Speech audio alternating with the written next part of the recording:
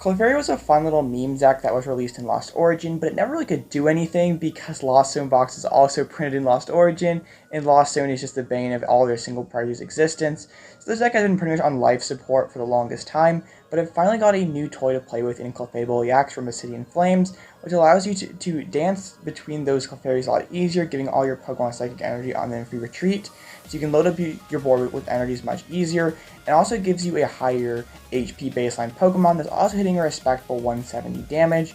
So I think that this deck might finally have the tools that it needs to actually be able to do something. So this is where I'm at with my current Clefairy list. I'm playing the 4 Clefairies because this is a very important card in this deck, being able to get them all down on the first turn and start switching and retreating through them to put energies on all your Pokemon and build up to that attack, which since we're playing 14 Psychic Energies down there, we can do up to 280 damage with its attack.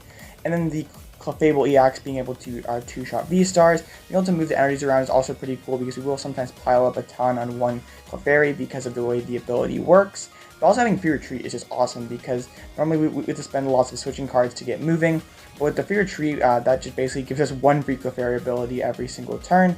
So then I'm trying to be very quick, very turbo, because I feel like if we can somehow build up to like 220 damage on the second turn, start threatening V Pokemon, and then like try to box them out in the late game with Clefable, this is where this deck will be most successful. We're playing Squawkabilly and Radiant Greninja to have a lot of speed and consistency. We don't mind discarding energies too much because we have the 2 energy recyclers and 3 super rods. You can recover them pretty easily.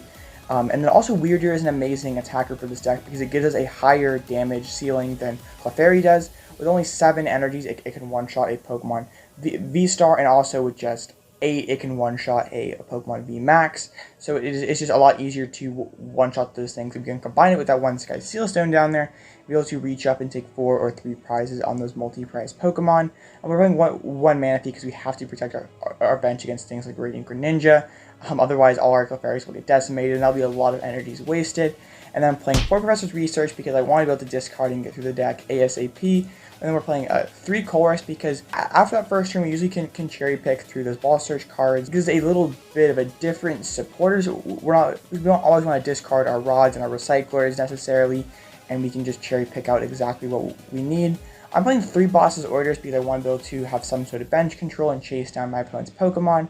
I feel like you definitely could flip-flop the Iono and boss counts, because this is a single prize deck, so it can use Iono quite well, Ionoing your opponent down to just 1 or 2 cards, and putting a Clefable in the active spot, which could be pretty hard for our opponents to KO late in the game. But I feel like just having that bench control is very important, being able to like one-shot Luminions or Squawkabillies that may be hiding on the bench, and we might have to discard Boss's Orders early, so I want to make sure we always have access to it no matter what point of the game we are in. I'm playing 4 Battle VIP Pass. We want to get 4 Clefairies down on the first turn, so that down with Battle VIP Pass is really what we want to be doing. And then 3 Ultra Balls, it's just universal. Pokemon Surge can help us find our Clefables, which Battle VIP Pass, and also Artisan Kanatsu. And then we're playing Artisan because it gives us a Stadium Bump, so we can bump things like Path to the Peak or Collapse Stadium that could be pretty annoying for us. And also we can just search for a Clefairy every single turn.